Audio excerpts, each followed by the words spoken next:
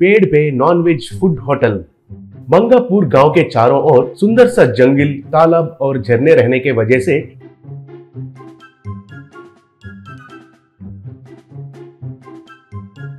उस क्षेत्र में पर्यटक ज्यादा आते रहते थे। उधर नदी के पास एक एम्यूजमेंट पार्क भी था। बच्चे उसमें मजे से खेलते थे और उस नदी के किनारे पर बहुत खाने का ठेले रहते थे। आए पर्यटक उधर उनको जो पसंद है वो खरीद कर खाते थे। लेकिन उधर एक संकट था। कभी कभी उस जंगल में रहने वाले भालू उधर आकर लोगों के ऊपर हमला करते थे। उन ठेले पर गिरकर पूरा खाना खाकर चले जाते थे। उससे सब लोग डर के मारे उधर से भाग जाते थे। इसलिए सरकार वाले उधर कुछ सिक्योरिटी वालों को भी लगाए थे। वे बंदूक पकड़कर उधर आए लोगों का रक्षा करते थे। भालू जब हमला करते थे तब वे लोग हवा में बंदूक चलाते थे। इनके वजह से वे भालू डरकर वापस जंगल में भाग जाते थे। ऐसे कुछ दिन के बाद वे भालू का डर निकल गया। सिक्योरिटी वाले उनको डराने के लिए हवा में बंदूक चलाने से भी वे भालू बिना डरे आगे आकर हमला करना सीख लिए। ऐसे वापस वे भालू लोगों के ऊपर हमला करके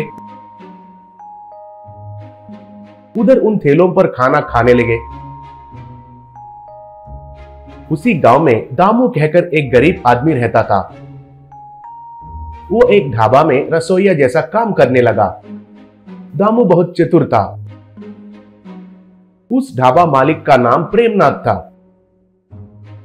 दामू उधर कई तरीके के वेज और नॉनवेज का खाना बनाता था।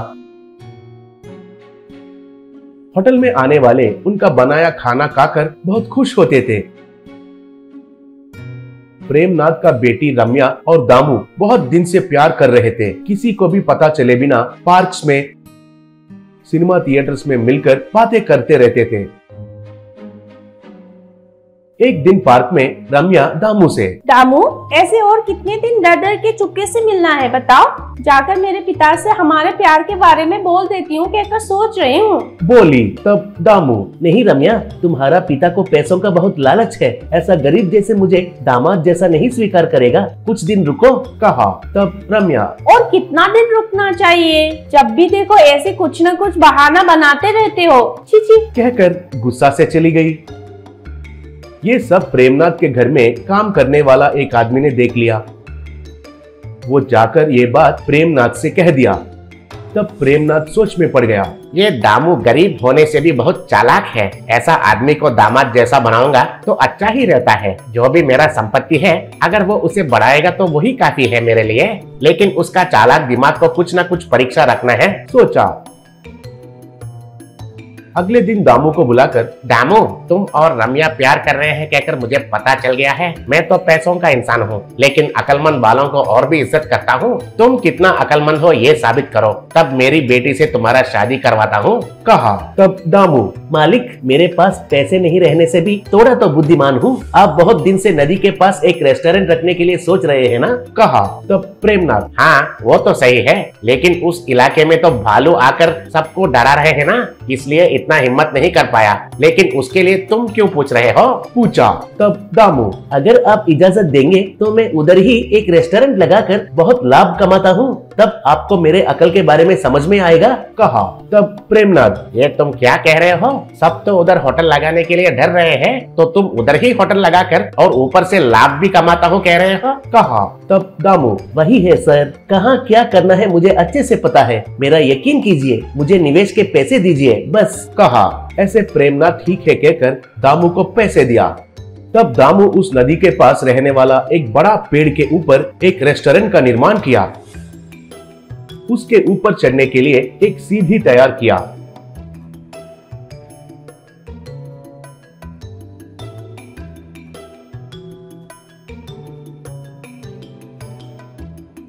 उसके ऊपर चढ़कर दामू। सुनिए पर्यटकों सुनिए, भालू पेड़ पर नहीं चढ़ सकते हैं, इसलिए मेरा होटल इस पेड़ के ऊपर बनाया हूँ। इस पर चढ़कर आपको जो चाहिए वो नॉनवेज का आइटम्स खाते हुए चारों ओर प्रकृति का सुंदरता को देखते हुए खुश हो जाइए। ये जगह बहुत सुरक्षित जगह है, आइए आइए पर्यटकों आइए, कहकर पुकारने लगा। तब उधर का पर्यटक सीधी चढ़कर उसका होटल में गए। उधर खाना खाते हुए चारों ओर प्रकृति का सुंदरता देखते हुए मजा लेने लगे।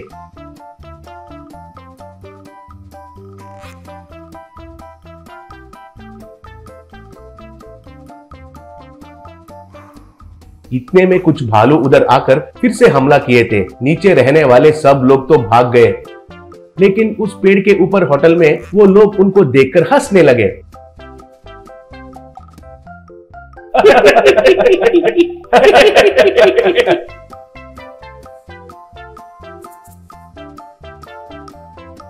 ऐसा थोड़ा ही दिन में उस रेस्टोरेंट को अच्छा नाम और अच्छा फायदा आने लगा। ऐसा प्रेमनाथ उसकी बेटी रम्या और दामू का शादी धूमधाम से मनाया।